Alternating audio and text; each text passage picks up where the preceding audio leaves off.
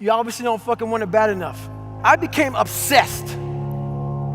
I became obsessed with being the baddest motherfucker that God ever created. Am I that? I don't care. I believe it. And I was trying to tell him, once you become obsessed with something, obsessed, it's okay to be unbalanced for a while. It's okay. Don't be all this stuff people say, you gotta be balanced. To be the best in the world at what you do, it's not about being a Navy SEAL, people. The best at what you do, you have to be unbalanced to find every bit of fucking energy and strength that you have to pull it off. Then you get balanced once you become great. Obsession's gonna be talent every time. You got all the talent in the world, but are you obsessed? Is it all you ever think about?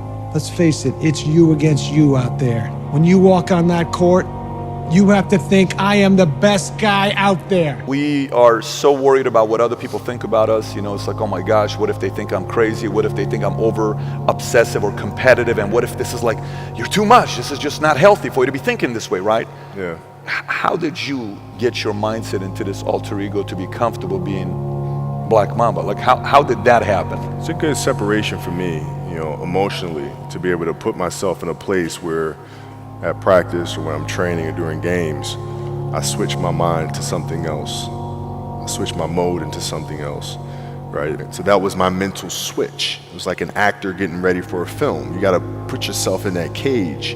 When you're in that cage, you are that character. And then when you leave there, it's something completely different. But when I'm in that cage, bro, don't fucking touch me, don't talk to me. Whatever you do, you've gotta be a little bit gone to it. You're not all there. You've got to be almost insane to your craft. Not a lot of people can understand that. That's why I don't know about nothing else. I do not pay attention to nothing else. There was games of football on yesterday, there was rugby, there was this, there was that.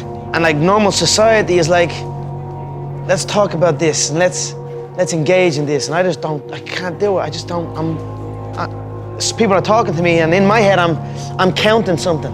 I'm counting up a number or I'm knee deep in a sequence on the mat or on the feet. That's my life, sequences and numbers, nothing else. I cannot pay attention to nothing else. How much harder will you work in this offseason now to get back to the championship? I'll push myself to exhaustion. The fear is never reaching your potential. That's it. That always falling short, always quitting before you're done, always procrastinating, always not doing the right thing. And then one day you're an old man. Yep. And you look back and go, God, I could have been great. Yep. I could have been great. I became the most obsessed person on the planet Earth. And I was basically, I had to invent a guy that didn't exist. I had to invent a guy that can take any pain, any suffering, any kind of judgment.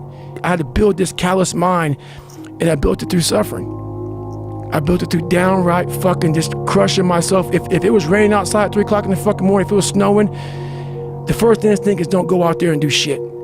My instinct was, we gotta fucking go out there. Anything that was fucking horrible in my life that I would normally say no, that was inhumane to most people, I had to go do it.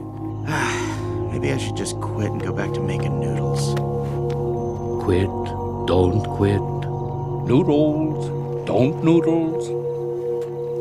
You are too concerned with what was and what will be. There's a saying, yesterday is history.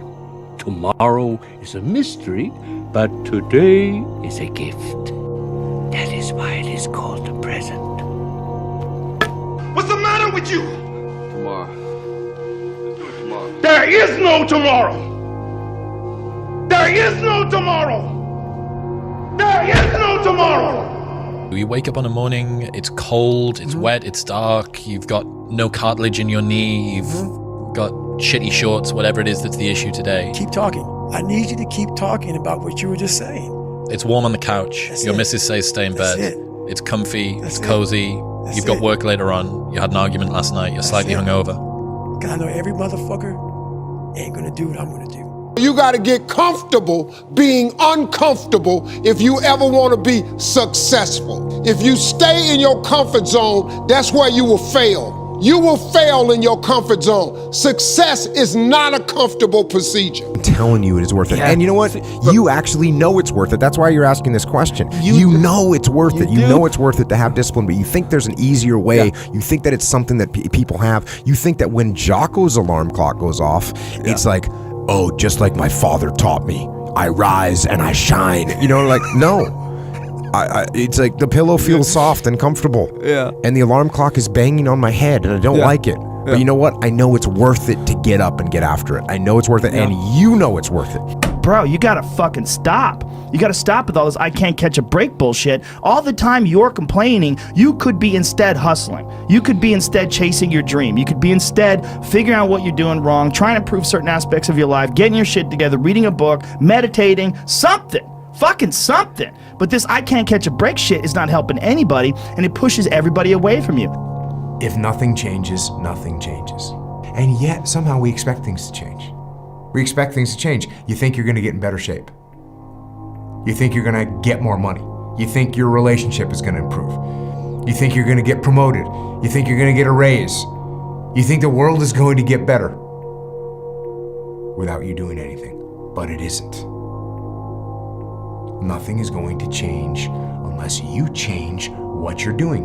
What's the point of fighting my way up the mountain when someone else is just going to come up the easy way? There is always going to be someone who does things the easy way. But that should not stop you from doing things the right way. It is your journey, young warrior. Only you decide when it ends. I don't care how good you are in anything. You don't have discipline, you ain't nobody. Right. You're nothing without discipline. Because you give up under the slightest struggle without discipline. With discipline is doing what you hate to do, but do it like you love it. Don't make excuses. Don't blame any other person or any other thing.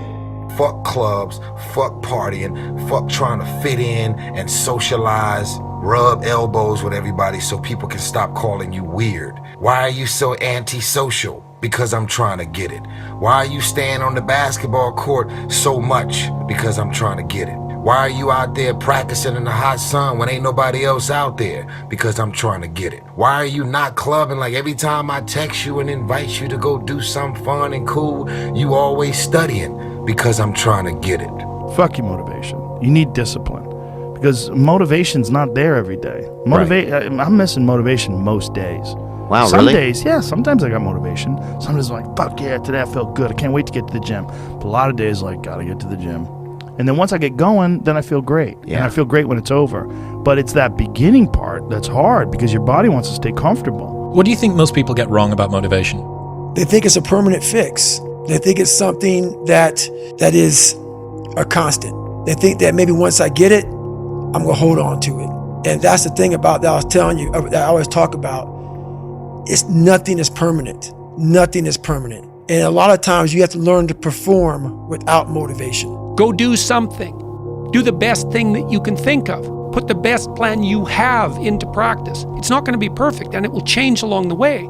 But it will change partly because you become disciplined pursuing the path. And as you become disciplined, you become wiser. And as you become wiser, you become able to formulate better and better plans. It's easy to give up. You know, Hell it's yeah. easy. It's the easiest thing in the world to do. I'm done. I ain't going.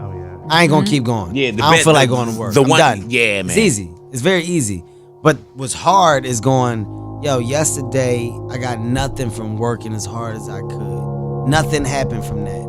I'm gonna do the same thing again today, but I'm gonna try to go harder. That's the hardest thing in the world. Imagine you're on your deathbed, and standing around your deathbed are the ghosts representing your unfulfilled potential.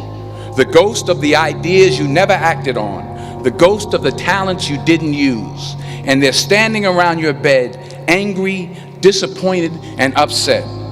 They say, we came to you because you could have brought us to life, they say. And now we have to go to the grave together. So I ask you today, how many ghosts are going to be around your bed when your time comes?